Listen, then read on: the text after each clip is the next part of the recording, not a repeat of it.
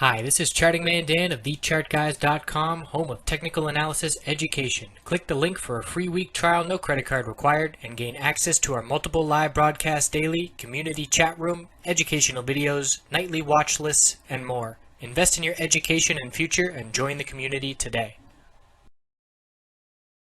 Looking at gold on the hourly time frame to start here, and the bears were still in control today, hitting lower highs and lower lows. They tried to rally here at the end of the day, but until we break this first initial bounce attempt high of 1176.55, the bears are still forming lower highs and still in control.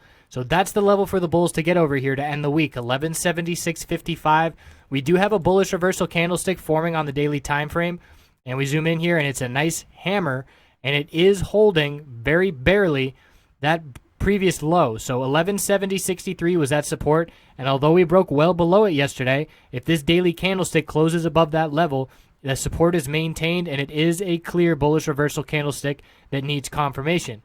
So we're still watching the MACD, we're still watching oversold daily conditions, and we are still holding that support on the daily time frame, depending on where we close this candlestick today.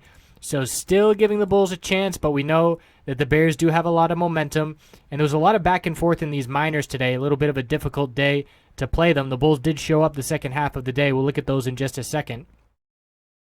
But it's basically on the hourly chart, get above 1276.55, and we'll be looking for this oversold bounce to get going.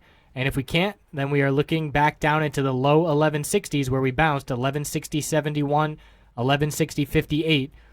And still seeing a lot of weakness. The weekly time frame is not going to be a bullish reversal candlestick unless we can see a pretty big day tomorrow.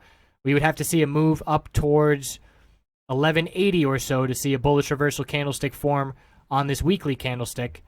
So it's all up to the hourly time frame. That's the level to be watching to see if we break the lower high pattern currently in place. So checking in on JDST, we had that inside candlestick today and a very tight range, and we got a bear break, and it gave some nice gains to the downside. 36.47 was that bear signal, and we went down to 34.72, but clearly the bulls bought the dip. We saw a run in the second half of the day, and then we closed indecisive. So it's a big indecision doji. It's not at the top of an uptrend or bottom of a downtrend, so it doesn't really signal anything, except the market doesn't really know which way we're going here. And looking at JNUG, similar doji. Still being rejected from exponential resistances. Resistance to break is 729. We got up to 722. Have to break 729 to break the lower high pattern.